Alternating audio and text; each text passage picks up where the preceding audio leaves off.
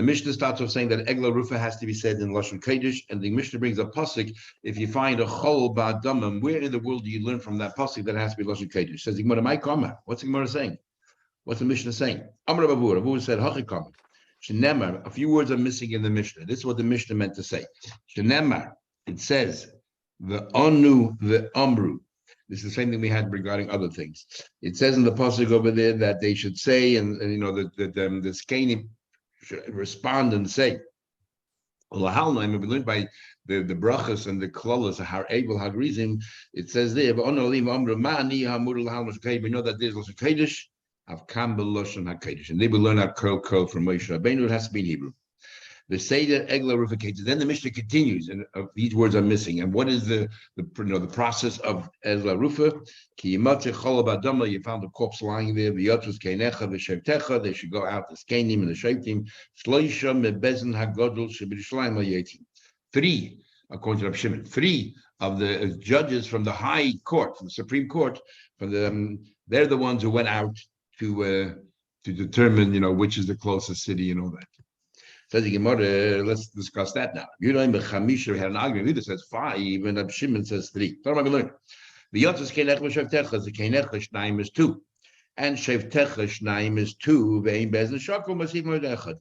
Since you can never have an even number when it comes to a court, so you have one more. Harikan Chamisha, total of 5. Give it Rabbi Yehuda.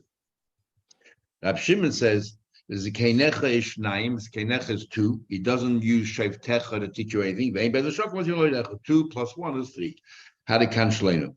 Shloisha 3. Ask the Gemara straight away. Reb Shimon Nami Yaksiv Shavtecha. But the fact is, it says Keinecha v'Shavtecha, so it should be 5. The Keinecha can be judges, but which judges? From the lower court, high court, Supreme Court. It has to be from the Bezin in the Beis Hamikdash. And how do you know that? Shavtecha from the best of the best. Rabbi Yehuda, what about him? How does he know that he uses Shavtecha to teach you the number of judges? So how does he know which judges to use? Rabbi Yehuda could have said Ziknei. Why it says Keinecha? That means what? The best. Rabbi Shimon Rabbi Yehuda has a good point. What does he need? Why is he using Shavtecha to teach you the best of the judges when you can use Keinecha to teach you the same thing? Rabbi Shimon, Ikasav Rachmana Ziknei. You're telling me because it could have said Ziknei and instead it says Ziknecha. It couldn't have said Ziknei because how many I would have thought that I feel Ziknei Shuk. Any elderly person in the street, anyone, even though they're not members of Sanhedrin. Kasav Rachmana Ziknecha. Because Rachmana Ziknecha, I mean I feel Sanhedrin. Any court.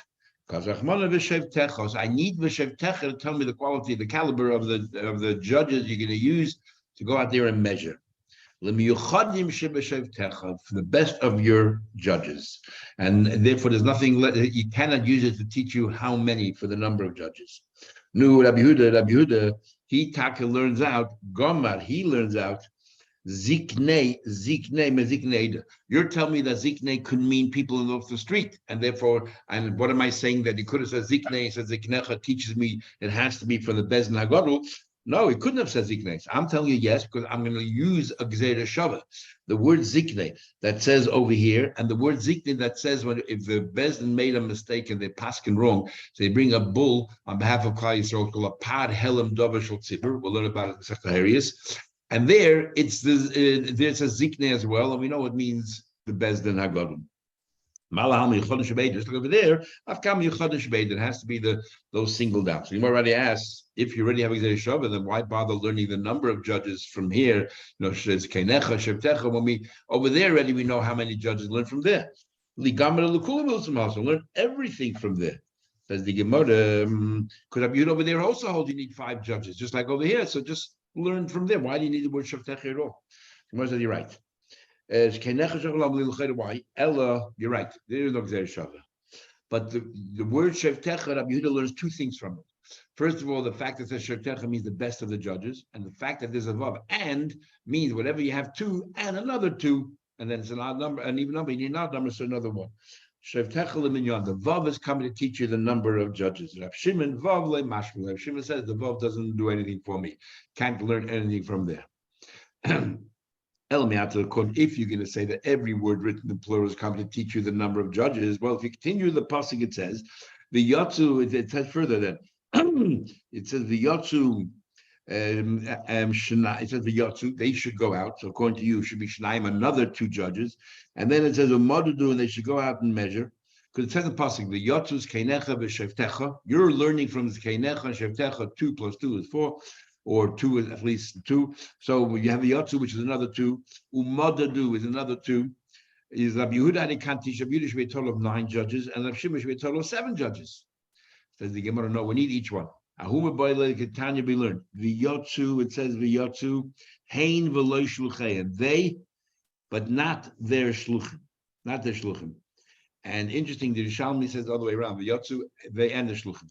Umadadu, and the Mefarshim want to know why taka v'yotzu we decided not the shluchim when we have a rule shliach shalom k'maisei. So how do you know to say that the shluchim here are not effective?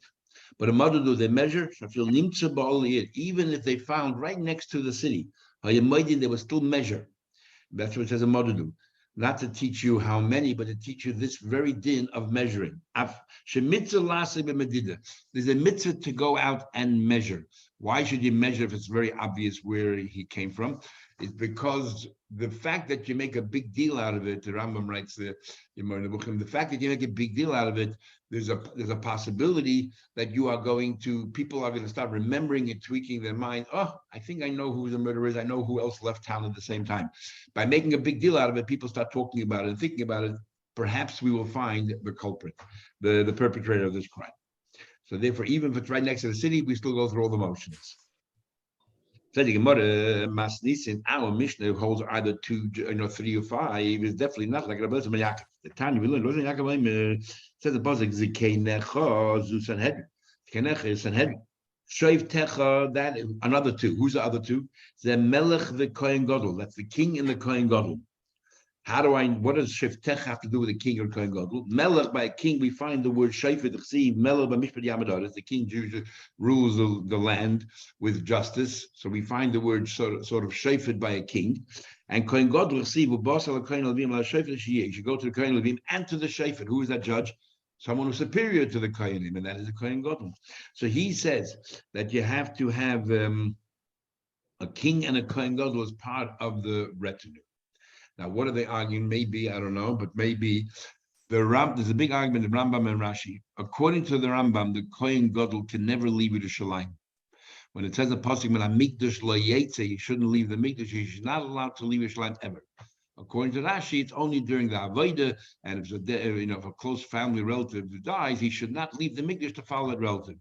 But according to Rashi, there's no prohibition for the Kohen Gadol to leave Yerushalayim. We're going to learn later that in Yerushalayim there is no Egla Rufa. So when a Kohen Gadol has to go for the Egla Rufa, it has to leave Yerushalayim and go to whichever town. So according to the Rambam, a Kohen Gadol can't leave Yerushalayim, can never be a Kohen Gadol involved. According to Rashi, they could. So maybe that's the argument of Elazar Yaakov and the Chachamim. Elazar Yaakov says that a Kohen Gadol can leave Yerushalayim, so then they should be involved.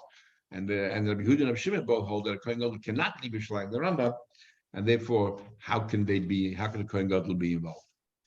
Anyway, so the Gemara continues.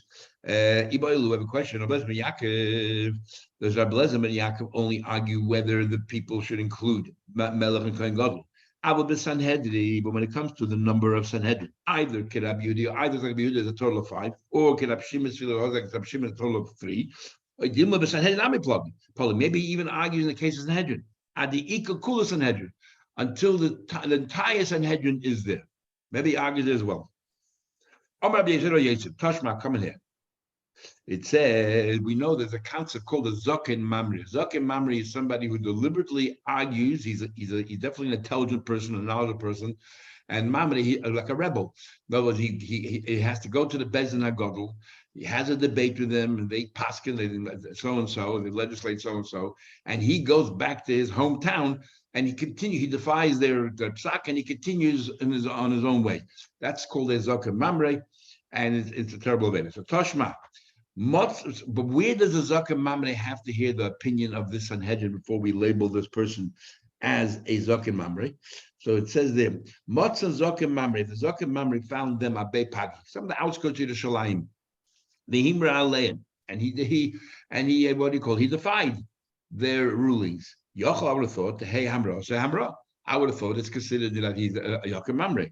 Tamalayman says in the Pasuk that no, it says Vikamta Lisa, you should go up, and Vikamta Lisa Lamokam, that when does Yakim Mamre exist? Only if he went up to the place where the Sanhedrin Gedolah is. It's not just not just arguing Sanhedrin, but also where they were sitting at the time of that psak.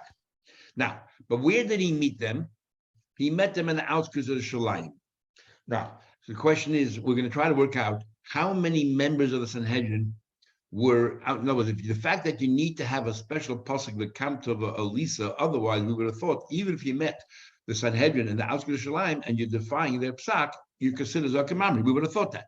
So let's say, how many members of the Sanhedrin did he meet? If he only met part of the Sanhedrin Gedolah, how can you label him as Zakim Mamre? Maybe the remaining Sanhedrin who are sitting in the base of Mikdash would agree with the Zakim Mamre. It's only if there's a unanimous decision and he defies it. How do you know that the remaining Sanhedrin would not have agreed with the Zakim Mamre? It must be so maybe those remain behind and still agree with him. Must be talking about with the entire Sanhedrin in the outskirts of Shalayim, and he met them and he had his debate, and he continued to defy their psak. And therefore, we would have thought he's a Zakim Mamre. We need a special pasuk with Kamta Lisa. Now the question is, why were the Sanhedrin out in the outskirts of Shalayim? They should be sitting in the base of Mikdash. Ulamai. What are they doing there? They're walking, taking a stroll. Me motzi nafki, are they permitted? It says, it says there that that the officer of the El should be like the half of the moon. When the Sanhedrin sat, they sat in a semicircle. Just like when you dilute wine, it's 1-3, 2 parts water, 1 part wine. So the same thing over here. That you should always be a third, 23 members of the Sanhedrin should always be sitting in the base of Mikdash. If one of them or a few of them have to leave, as long as there's a minimum, the minimum quorum there is 23 judges. So it must be the entire Sanhedrin were outside of the base of Mikdash, somewhere in Yerushalayim in one of the corners. What were they doing there? They're going there for a mitzvah. What mitzvah? What possible mitzvah can it be to have the Sanhedrin leaving the base of Mikdash? This Egla must be they were going out to measure the Egla Rufa. And they were leaving Yerushalayim, because in Yerushalayim, according to one opinion, there is no Egla Rufa, because it wasn't divided amongst the Shvatim. So therefore, it must be they were on the way to leave Yerushalayim, and he met them there. Why could they be going for a funeral? Sorry? Why could they not be going? They have to always leave 23 people behind. Why they all have to go to the funeral? So who holds that not 3 Sanhedrin or 5, but the entire Sanhedrin goes? It must be Rabbi Yaakov. Must be Rabbi ben Yaakov. So we say Rabbi Yaakov argues. That's Rabbi Yosef's proof. Rabbi Abai, of course, pounced on it and said, no, I can give you another reason why. Dilma will learn the first Mishnah Sanhedrin, a very long Mishnah there, and it tells us that if they wanted to expand Yerushalayim and make it holy, you needed the entire Sanhedrin there. So maybe that's what they were going there for. Who said they're going for Egla Rufa? Maybe for Egla Rufa you only need 3 judges or 5 judges, but not the entire Sanhedrin. Why were they there for another mitzvah? Maybe they were there to expand Yerushalayim or expand the base of Mikdash, and that's why they all were involved. The Gemara, like we learned in the first Mishnah Sanhedrin, you need better 71. Says the Gemara, even though Abai had a good question, there's a brisa that supports Rabbi Yosef. Now what? That there's an opinion that says you need the entire Sanhedrin. And who can that be if not Rabbi Elazar ben Yaakov? Tanya Kavasa Rabbi Yosef, where you learned in the brisa supporting Rabbi Yosef, Motzon Abeis Pagai. If you found the Sanhedrin of Beis Pagai in the outskirts of Shalayim, Behimra Aleya, and he defied their psak. They were going out there to measure the Egla Rufa, or they're going to add to the city in Nazaris. I would have thought that, hey, I would have thought it's considered a Jokim Ramatam. Now, it sounds to me that it was actually in Yerushalayim itself they had to go measure the Egla Rufa. Because there's another view that there was Egla Rufa in Yerushalayim. There's an argument whether Yerushalayim was in this Chalkel Shvatim or not. Was Yerushalayim actually divided amongst the Shvatim or not? So he says here that they weren't divided among the Shvatim. So this might hold, this price might hold they were, and therefore the Sanhedrin were involved over there. There's a famous question, and I don't remember the answer. There's a famous question in this Gemara that made the rounds in the Lumdisher world. And that is the Gemara is saying why would the Sanhedrin have been leaving, based on English? It can be that part left and part stayed behind, which is the way it should be, because how can you ever label this person as Zaken Mamre? Because perhaps the people who remain behind agree with the Zaken Mamre.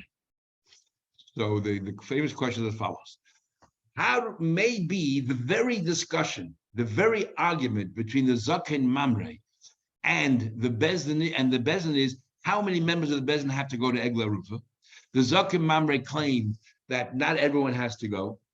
The Bezdin says no, we all have to go, and the fact that some members of the Sanhedrin were still sitting in the base of Migdash, on the contrary, proves that. The other way around.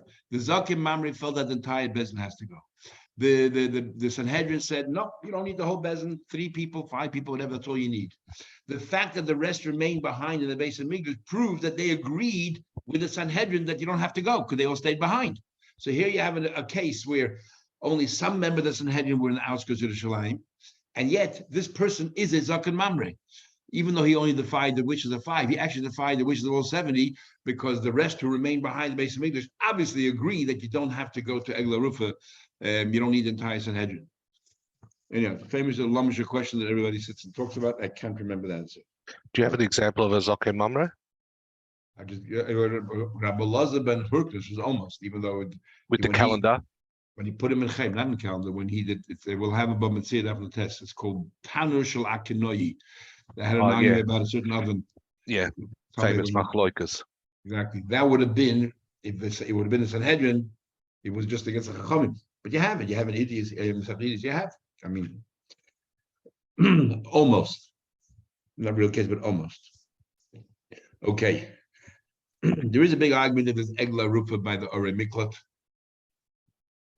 The 48 cities that belong to the Levim, 42 cities and another 6. The 48 cities belong to the Levim, whether there's Egla Rufa or not. And the discussion there is interesting discussion, and that is whether these 48 cities actually belong to the Levim or they had life tenancy in there. Like, you have in Canberra, nobody owns Canberra, it's life tenancy or whatever, it's a lease for 99 years. So how do we treat, because if they owned it, then there's a din of Egla Rufa. If they didn't own it, there's no din of Egla Rufa. Anyway, continue.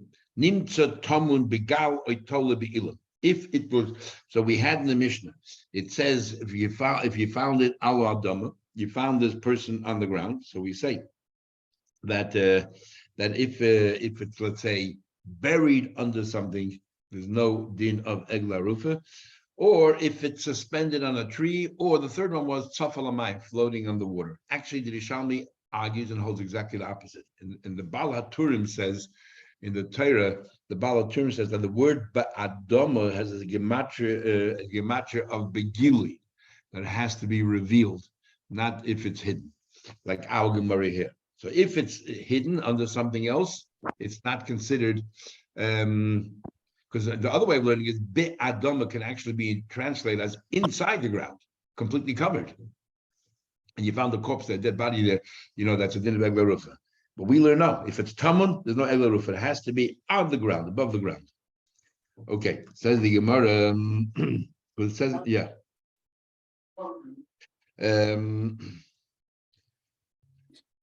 Yeah, says the Gemara, Lema masnisin Rabbi Yehuda. Let us say that our Mishnah follows Rabbi Yehuda and not the Rabbanon. Which Rabbi Yehuda and which Rabbanon? There's an argument regarding shikha. That is, that if somebody's a farmer and then he forgets some things he left on the ground, some stalks of wheat, he's not permitted to go back to retrieve it. He has to leave it for the poor. He has to leave it for the poor. And there's an argument, what happens if, let's say, he left something behind, but it's undercover? It was covered by something else. Is there a din of shikha there, or is there no din of shikha here?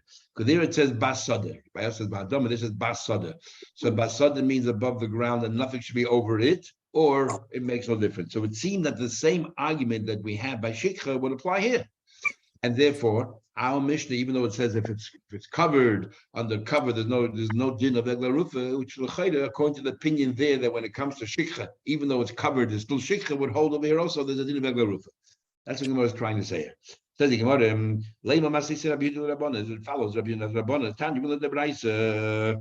It says in the Braisa, V'shachachta oimer basada. You forgot that you had oimer. You had stalks there in the field. So what do you mean basada? Prat l'tamim. Divrei Rabbi Yehuda holds, but if it's covered over, there's no shikha. And Chachamim say basada in the field. They say on the contrary. The rabbis is a tam. They tell you that even if it's undercover, there's a din of shikha, and it says the pasuk le'soshuv lekachta. You're not allowed to go back to retrieve it. So l'chayda would be the same machlekes in our mission. Even though our mission doesn't record an opposing opinion, you would think it's the same. Says Rav, the two are totally unrelated. And how is that? Says Rav, even if you want to follow the Rabbanan who say that Tamun by Shikha is included in Shikha, they would agree when it comes to Egla Rufa, if it's not exposed, there is no din of Egla Rufa.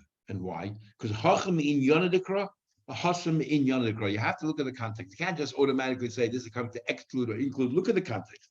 And let's go through it and we'll see. Because it says, the pasuk first says if you found a corpse lying there, if you stop right there, wherever it is, if you found a corpse, a victim, you have no idea who committed the murder, so you have the rules. But then when you add the word badom, you're coming to limit. So it's clearly the pasuk is trying to limit where you found it. So what's the limit? Where else would you find it? If it's undercover, you're limited. So that's what it's coming to do. It's coming to limit, to exclude.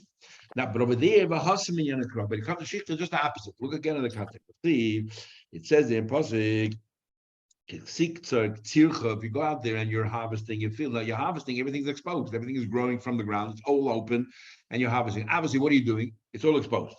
You forgot your oimer. So when we forgot your oimer, shikha duma the cut. If the pasuk would stop right here, you would say, when is it considered shikha? Only if it's exposed, because we're comparing it to, we're equating it to the first part of the pasuk, which says that if you're harvesting your field, so it has to be exposed. It has to be exposed. Then so already it's limited. And then the Torah adds basada. Obviously, the Torah is coming to expand, and therefore it must be l'rabas zatamim. That to expand the conditions to include that which was hidden. Says the Gemara is Rabbi Yehuda Nami. No, how come if that's this word like Rav says? Why does Rabbi Yehuda argue?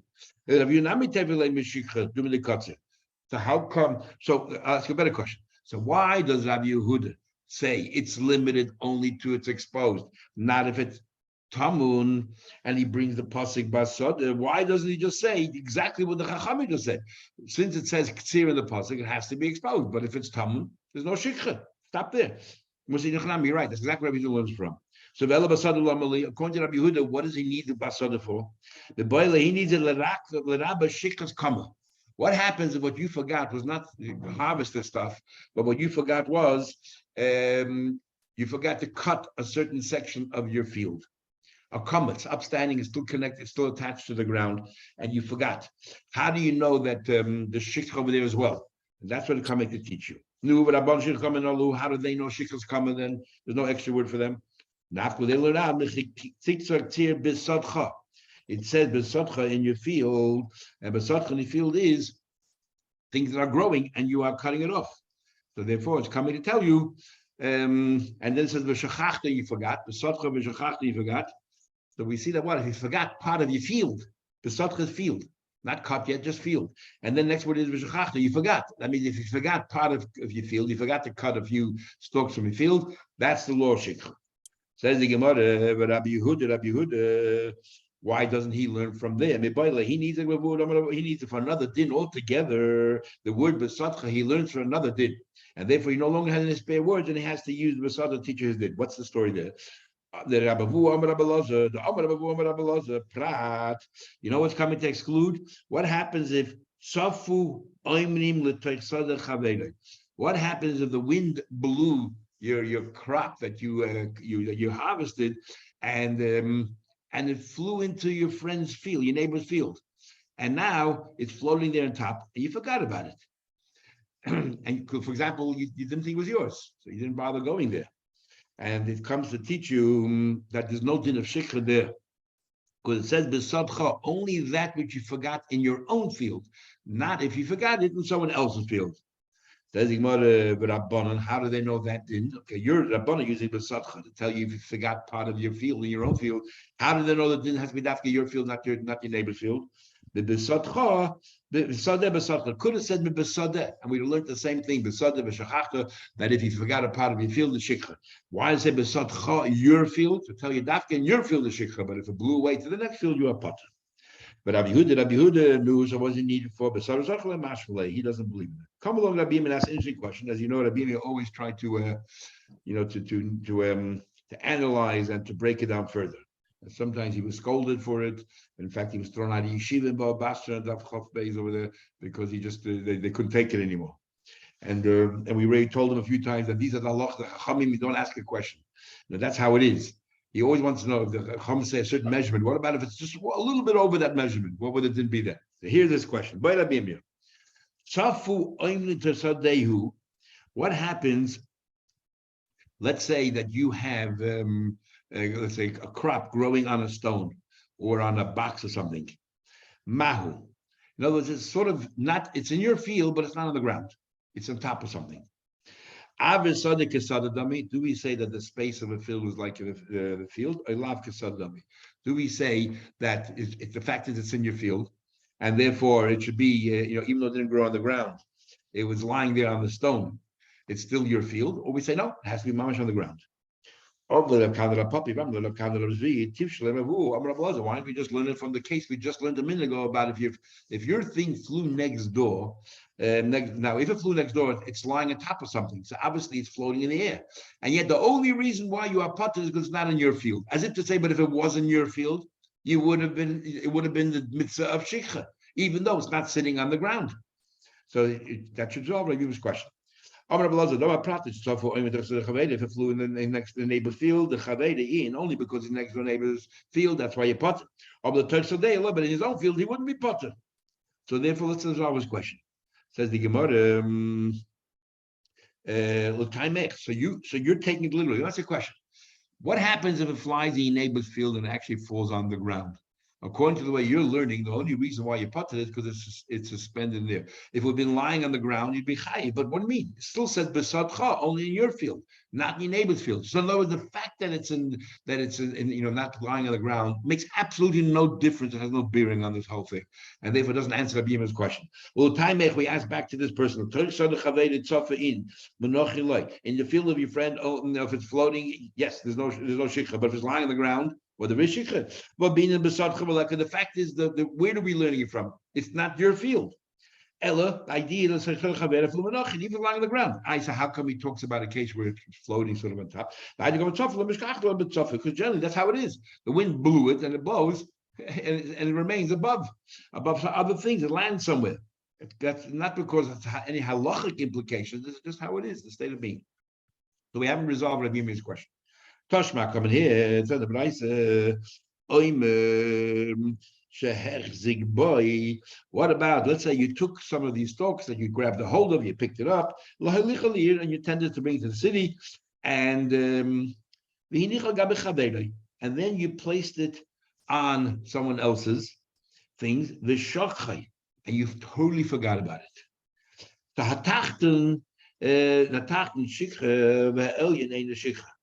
The one on the bottom is considered shikha. It was a shikha before, and what you put on top is not shikha, because what you put on top is like floating. It's floating. And Rab Shimon ben Yehuda says, so it sounds like from here that the reason why you put it is because it is floating on top, and this resolves Rabbi Yirmiyah's question. If it's not sitting on the ground, what it is, there's no shikha. Rab Shimon ben Yehuda says, there's no shikha at all. Shimon said there's no shikha on the bottom because it's concealed by whatever's on top of it, and nor the elyib neshutaf, and the top one also because it's floating. So everyone agrees that the top one is exempt from shikha because it's floating. The argument is whether the bottom one is considered tamun or not, whether there's a din of tamun by shikha or not. As we had an argument before, only one on the bottom. So we see clearly that Rabbi Yima's question is resolved, that things which are floating, there's no shikha. As the Gemara, you misunderstood the entire Braise. The Braise starts off saying, on oimer stalks that you picked up and you're planning to take it to the city. What's the relevance of that? You know what the relevance is? The moment you picked it up, it became already yours. It's no longer shikha anymore. So once you picked up the stalks and then later you forgot, there's no shikha. Shikha is you left it where it was. You harvested it and you left it. You forgot about it, and and then they tell you you're not allowed to go back to retrieve it. But here in this case, you picked it up to take to the city, which means you were totally aware of its existence, and then later you forgot. That's not shikha, and that's the pshat over here. Hasam, the kivin achzi bozach. The moment you picked it up, you were zeich. So what's the whole chiddush over here? What's going on here? Everybody agrees that your stuff there's no shikha. So what's good? So what are they? What's so why even have a discussion that it landed on the friend? Just talk about it itself. Say that you took it to the city and then you forgot. There's no shikha. You're right. But how do you know why we're talking about this particular circumstance? He wants to teach you the argument about what happens to the crop that's underneath it. Is tamun an issue or not? And that's the argument of Yehuda Rabbanan. Says the Gemara, but the fact is, it says the reason why you putter on the top is not because you picked it up and you already, it's no longer shikha. It says because it's floating. Says what Amos say, it is putter from shikha just like it was floating, because as if it's still floating on the ground. Not that it is. It's as if it is because you knew about it and therefore it's no longer shikha. As if it's still sitting in your head. Amar Abaye, and so Gemara does not resolve Mazuta's question, Rabbi Yemir's question. Amar Abaye said, we have this expression sometimes, Hareini ki benaze. Benaze once, said a few times, I am so sharp, you can ask me whatever you want, I'll answer you. We also had Ilfa said that a few times. Ilfa of Yechan's colleague. You ask me anything you want, and I'll tell you. So Abaye was in the mood, and he said, Hareini ki benaze. I am like Benaze b'shukei Tveria. When he used to walk in the streets of Tveria, he would tell everybody, ask me any question you want. I'm in that situation when I'm in a good mood. Ask me anything, I'll answer you. Now, interesting. This question actually is actually quite a profound question, and the Gemara does not even bother telling us who the Talmud was. The Gemara does not say who he was. It should have, but it didn't. This is the story. Shnei halolim ze al gab ze. You found two corpses, and they were both lying on top of each other, but they're not exactly on top of each other. One is a bit more to the north, one's a bit more to the south. And the question is, if you're going to measure from the north, let's say the guy on top is more north, you'll measure from him, it'll be closer to one city. But if you measure from the guy on the bottom, who's a bit further south, you'll be closer to another city. You're practically equidistant between two cities. So the question is as follows. And we have a concept, we talk about tamun, that if you're underneath something else, it's tamun, which means there's no din of egla rufa. And that's going to be one of the questions there. And the question is, but here, what's concealing you? Another body. That's called min b'minay, the same kind of material, same kind of species. Is that considered tamun or not? Or is it tamun or not tamun? Now, says the Gemara, Min b'minay have tamun. Sorry? Min b'minay have tamun. Yeah, I'm the one with Abalabaya. Where do you measure from? On the one hand, do we say min b'minay havi tamun? Do we say because even though they're both basically corpses, the fact is the bottom one is underneath the top one, and therefore, if it's tamun, the bottom one doesn't register for egla rufa. We only do the top one, and you only bring one egla rufa. But the problem with the top one is that it's floating in the air. But because it's min b'minay, even though as far as tamun is concerned, it has no bearing. But as far as tough is concerned, it's not floating in the air because it's lying on another dead body. It's like one big dead body, and it's not considered floating. And therefore, there is an egla rufa. So you're going to bring one egla rufa from the one on top. That's one way of looking at it. You measure from the top one. Another way of looking at it, perhaps, is min b'min, other way around. Min b'minay have it soft. The fact is it's floating, so the top one there's no egla rufa. Or but min b'minay lo have it tamun.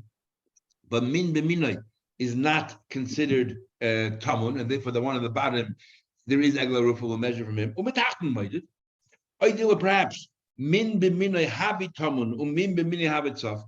Maybe the bottom one there's no egla rufa because it's tamun. Maybe the top one there's no egla rufa because it's soft. and v'loy metachten moeded, v'loy me'elya moeded from neither one. Or Rashi said there's a fourth alternative. The Gemara didn't bother bringing it down. Is that neither of them it's not considered tamun. It's not considered tough because it's all min b'minui, and therefore you should bring two different egla rufus. Says the Gemara, we learned. We don't consider them joined together as being one. No, it's two. That's two bodies, and it could be two different murderers. So Abaya answered.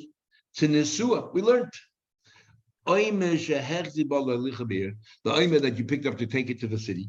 You placed it on another pile. The shakhroi, and you forgot it. Hatachten shikra.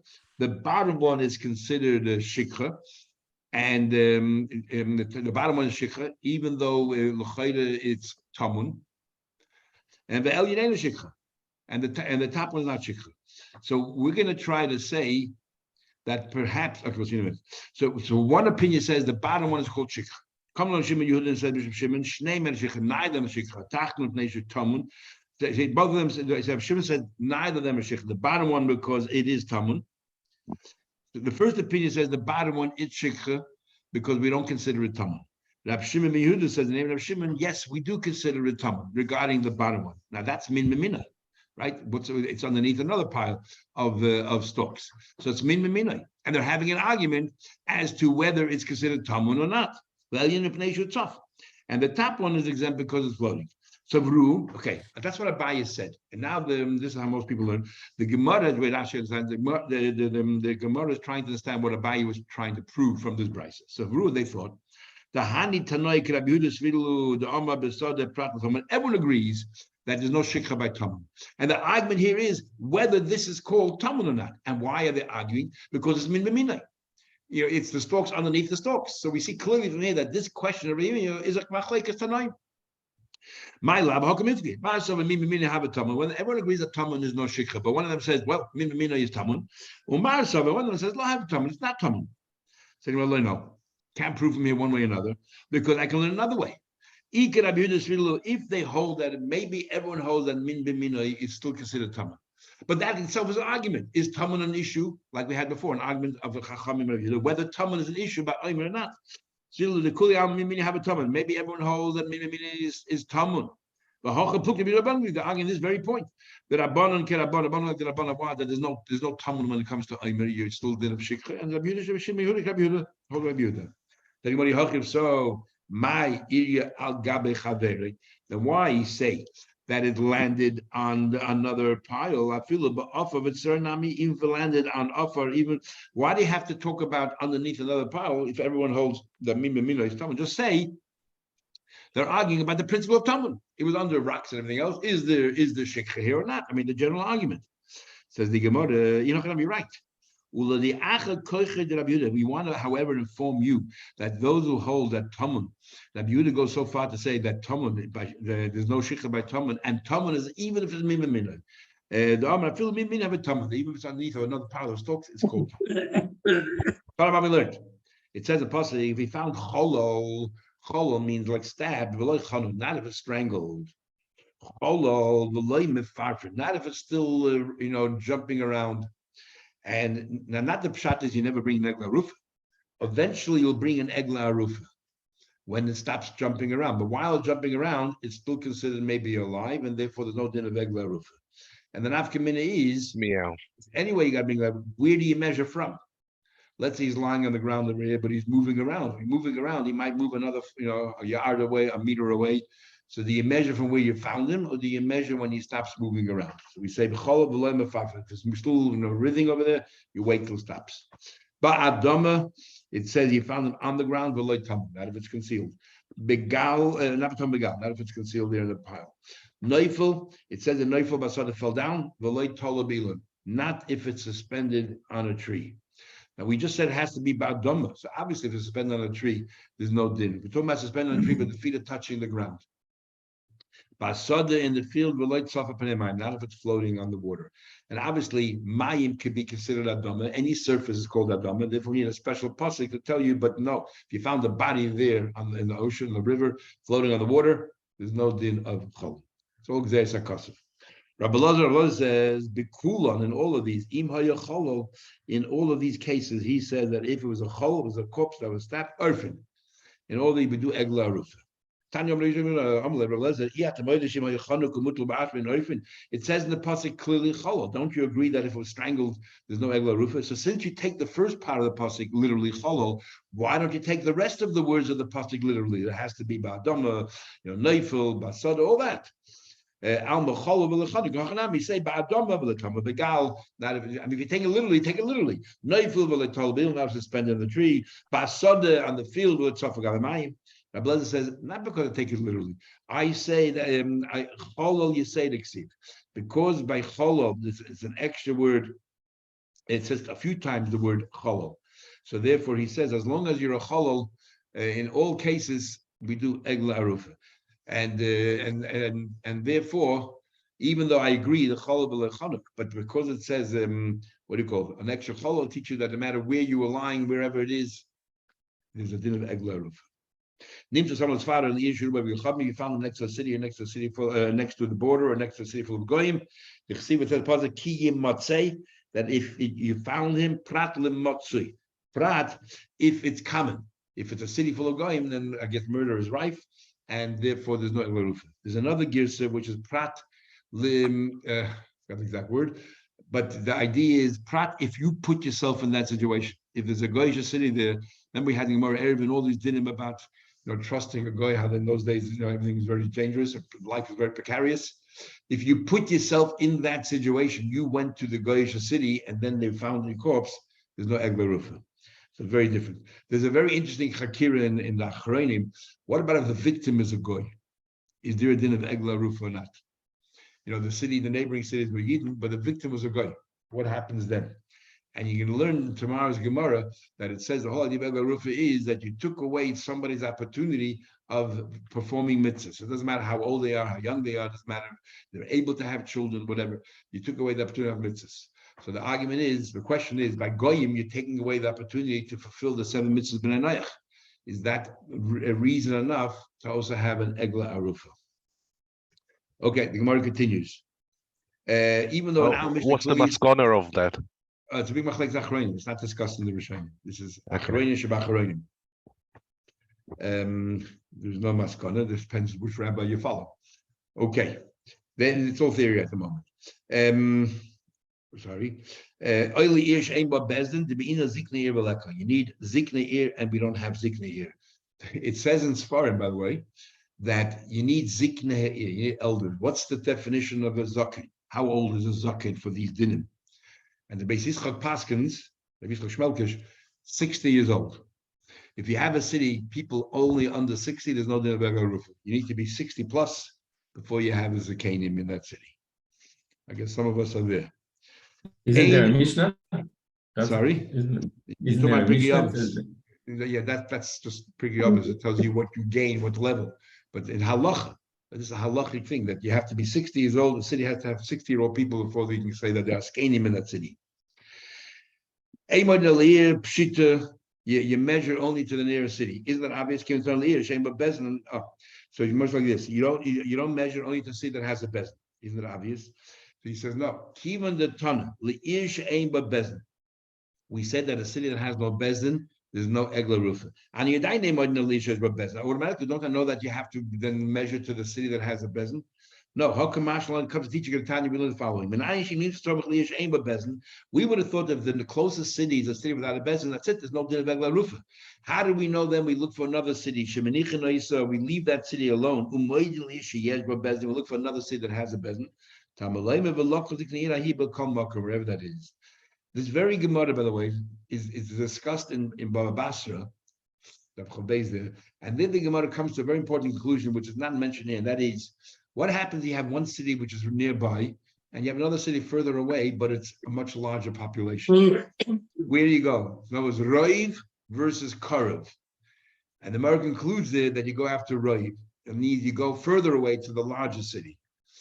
And one thing the Gemara doesn't put any limits on, how far do you continue going? You go to the, let's say, the nearest city has no bezin. So how far do you go? 1,000 miles away, 100 miles away?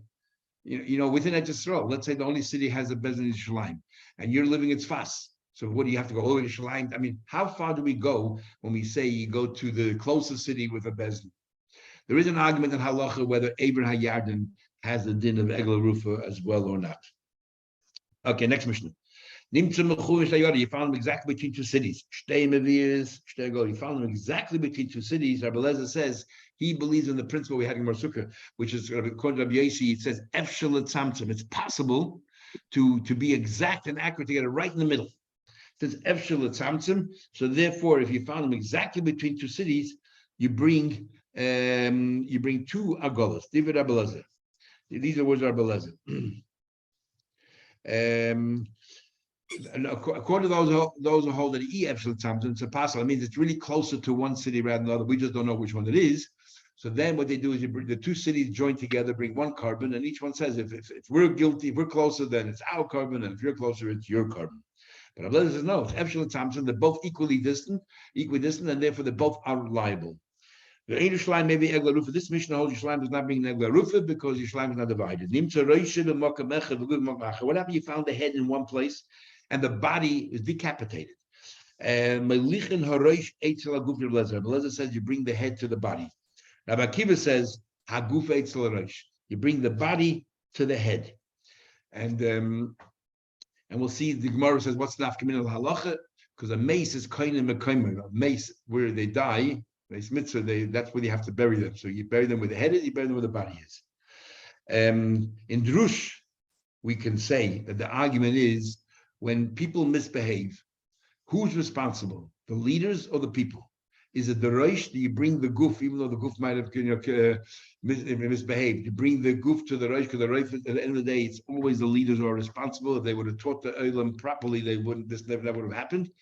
Or no, you look at the masses, the grassroots, and they misbehave, so they're the ones who are guilty. You bring the head to them. Anyway, which part of the body do you measure from? Rabbi Eliezer from the navel. Rabbi Akiva from the nose. From where you cut them off. There's one, I forgot who it is, says the reason why you do it from the navel, but he said the reason why you do the navel is because when you're lying on your back, the highest point of your body is your navel. I guess it's talking about people who have a sort of a larger stomach, because otherwise the nose is we always talk about a mitzvah walking in the tummy, walking into the house. It's always the nose, the navel. Obviously, you're talking about somebody whose stomach is protruding a bit. My time at Rabbi Eliezer, somebody else actually Thompson, you can be exact with Krayva, Vasil Krayvais. And two things he argues about. First of all, he says it's possibly exactly in the middle. And second of all, he argues is it doesn't have to be one. Even though the Torah says Krayva, generally speaking, one city is closer than another. But if it's Krayvais, about two cities exactly the same distance, then they're both liable. The Yerushalayim Vegla Rufa Damakros the possible Rishta to inherit the Ksavar Yerushalayim Loinas Chalkul Shvatim. This opinion holds Yerushalayim is not divided. And those who hold it is divided, then there is Egla Rufa. That's what I told you about the 48 cities. Same argument that belong to the or not. What's the argument? The argument where you measure from. The next argument is where you measure from. They're not talking about measuring. So what's the argument? When a mace mitzvah dies, and the space where they died now is the burial site. To bury him, they say for the dead, the body is kind of its place. What happened? The head was separated from the body. Read the body and the head to the body. You bring the body to the head because he holds that the head is responsible. The leader. What's the argument? The body fell where it fell, and the nodding of the head rolled, and therefore the body is the place which kainim and kaimei. The head is in one place. But sometimes the body continues moving even after the head fell down. Where do we learn that Meis Mitzvah is kainim and kaimei? Where do we know Meis Mitzvah kainim and kaimei? So Rashi actually says over here. He doesn't say over here. We learned a good question. Where do we learn that Meis Mitzvah is a kainim and kaimei? I have to remind myself. Next week. For that. Next week. Remind me, Mr. Shem. Where do you measure from? And the next piece of Gemara is a very important Gemara in Halacha today. The Mike, what they're arguing. One of them holds that a person's life is their breathing. and therefore, if they're not breathing, they're no longer alive. So that's why you measure from the nose. That's where he died from. I don't hold it's mainly where you eat, and that's really from your stomach in the navel. The same argument. Where's the child born from? From the head down. As it says in Pasuk, from the womb of my mother, you pulled me out, you extracted me. And it says another Pasuk that Goizi pull out, he says Gozei Nizrich, pull out my hair, the Yishlechi, and you throw me away. So we see that what? It's the head. Gozi is the head. That's where the body begins to form. Abba Shaul says, B'tibuda. He says, no, the body begins to form, the feet begins to form from the center. And when Mishalech Shosha Elef, then it grows out in all different directions. Says the Gemara, one thing has nothing to do with the other. It's talking about how a child is formed. Where does it start forming from? It gets formed from the navel. When it comes to life, everyone agrees that the nose of Ksiv Kalash Nishmas Ruach Chayim Ba'apov. That this is it says over there by the Mabul, that when they're talking about the animals actually, but anything that says Nishmas Ruach Ba'apov through the nose. Now this is the big machlekes about, and today especially in Halacha, all these big poskim, they argue about how do you determine a person is dead? Is it from is the brain dead or is it the heart dead? Because we having Mariuma on Shabbos. If a house collapsed and there's a suffix, a person's alive, you can go ahead and remove everything and be Mechal Shabbos to save that person. And then we ask the question, if the person's still alive, do you measure from the nose? Do you measure from the heart? So both of those agree that it's basically, it's the heart. But is the heart, if the heart stopped, that means is that what killed him? Or is the heart stopping is a proof that the person is dead? But that's not really what dead is. It's just a proof, a simon that we use. And what is dead? If the brain is dead, maybe that's dead. So they use this Gemara here as well. It says over here clearly, Rabbi Kiva said, that why is the nose where you measure from? He says, because Iker Chiyusam. He said, that's where a person's life. It's not just a simon. That is the definition of life and death, which is used by many poskim. And so the famous argument of Chacham Tzvi and Meir Eibeshitz about that chicken that, shechted and there's no heart there. How does that work? Is it possible for a chicken to live without a heart? Anyway, they did a famous experiment in Shari Tzedek on this, where they cut off the goat's head or something to show Reb Shlomo Zalman that it was actually, and they kept it alive on the respirators to show that actually he was dead without a head, soft or soft, yet its heart was beating. Yeah. Anyway, the debate goes on till today. It's very important regarding, organ donors and heart transplants. Very important halacha out of all this, because obviously you're not bring somebody closer to death. So what happens? The brain is dead, but the heart is still functioning. If the person halachically is alive, you're not allowed to take out the heart, but the person is not, and you can. A lot of ramifications. When he became when he became a cholol, was obviously through the neck. That's when they stabbed him. My time Rabbi Yaakov to see it in the pasuk. Los says oischel tzavari chalol l'shayim. To place you over there to the neck of the chalolim of the shayim. So we see it's from the neck. Next Mishnah, Niftru. We'll talk to the Mishnah. Niftru zikne shleim hochelen. So now they finish measuring the zikne shleim and they leave. Zikne ois imavin egel boker. Now the elders of that local city, they bring now this egla rufa shaloi moshcha ba'ol that didn't carry a yoke and didn't drag, actually not just carry, didn't walk with it. And we'll see later, it's not on the yoke, we're not allowed to carry anything. When it comes to egla rufa, it's not a korban, and therefore, even though it's considered kachim, mum does not disqualify it. You bring it down to the nachal eson. What's an eson? Eson kemashmai kosher, tough. Big argument, Rashi and the Rambam, what exactly is nachal eson? The Rambam learns nachal as a river, and eson means that it's very strong rapids. Rashi holds that nachal means a valley, and eson means tough ground. In fact, here he says there are rocks and everything there, can't plant there. Big argument, what it is. Av b'shein eson kosher. But the evet, even though it's not tough, it's still kosher. You take an axe or something and you chop it from the back. This particular region, you can no longer, big machlek is how big this particular region is, just 4 amas or the whole area. That you're not allowed to plant it, you don't do any work over there. But you're not allowed to work with the land itself. But you're allowed to there, for example, clean out flax, or not meant to clean out stones or to smooth stones or work with stones. You're not working with the ground itself. Zikni oisei roichlis yadayim. Then the elder of that city, they wash their hands, b'mayim and water, b'mokam arifa shalaga, where they actually chop the head of this calf. And they say the following: Yardein lo shafchas adam hazeh. We're innocent. We did not spill this innocent blood. V'nein lo yiro, and we didn't see it.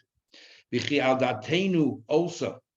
So the Mishnah asks, what? We're accusing the rabbis of the city of committing murder. Also, and you think we actually believe for a minute that they were guilty, that they did it?